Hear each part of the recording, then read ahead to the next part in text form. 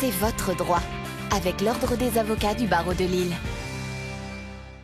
C'est votre droit sur Grand Lille TV en partenariat avec l'Ordre des avocats du barreau de Lille. Nous accueillons aujourd'hui Maître Romain Durieux. Bonjour. Bonjour. Vous allez nous aider à préparer l'entretien annuel d'évaluation entre un salarié et un employeur. Alors première question, déjà, c'est aussi important que cela l'entretien annuel ?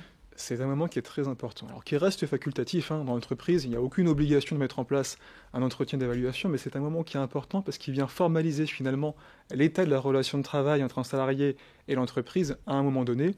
Et c'est très important quand la relation de travail est bonne, parce que c'est important que l'employeur ait un retour de ses collaborateurs quand elle est bonne, et c'est souvent le moment choisi pour les salariés pour présenter leur projet et éventuellement présenter des demandes d'augmentation de salaire, voire de promotion. Alors ça va mieux en le disant, quand tout va bien il faut le dire, mais quand la relation de travail est plus difficile, là aussi c'est un moment important. Alors justement, c'est un moment qui est encore plus important quand la relation de travail va moins bien ou est plus difficile, parce que justement ça va être l'occasion pour l'employeur et le salarié d'avoir un échange pour trouver des solutions, en vue justement de remédier à ces problèmes, qui peut passer par exemple par la mise en place d'une formation, par un accompagnement un peu plus personnalisé pour le salarié. Et généralement, c'est le moment pour trouver des solutions à ces problèmes. On peut également discuter des objectifs du salarié à plus ou moins long terme. Est-ce qu'il y a, a posteriori, une sanction si les objectifs ne sont pas atteints ? Alors non, je rassurerai les salariés qui n'ont pas encore rempli leurs objectifs. Il n'y a pas de sanction tel un licenciement si on ne remplit pas ces objectifs. La sanction, c'est bien évidemment une rémunération variable, style commission ou prime a été prévue, si ce n'est pas rempli, elle ne sera pas payée.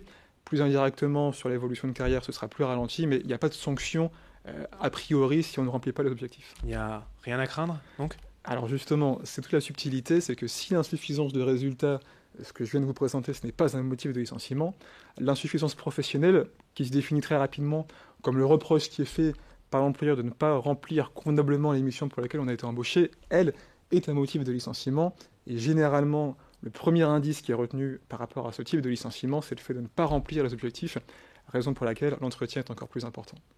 Alors concrètement, des conseils pour réussir un entretien annuel ? Quelques conseils assez généraux. Le premier, qui vaut pour tous les actes juridiques, c'est relire attentivement le compte-rendu de l'entretien avant de le signer. Autre conseil, c'est parfois demander un temps supplémentaire après l'entretien pour apporter des explications complémentaires. Et le conseil peut-être le plus important, c'est de se faire communiquer une copie de l'entretien au cas où. Merci Maître Romain Durieux pour ces explications. C'est votre droit sur Grand Lille TV, en partenariat avec l'Ordre des avocats du barreau de Lille.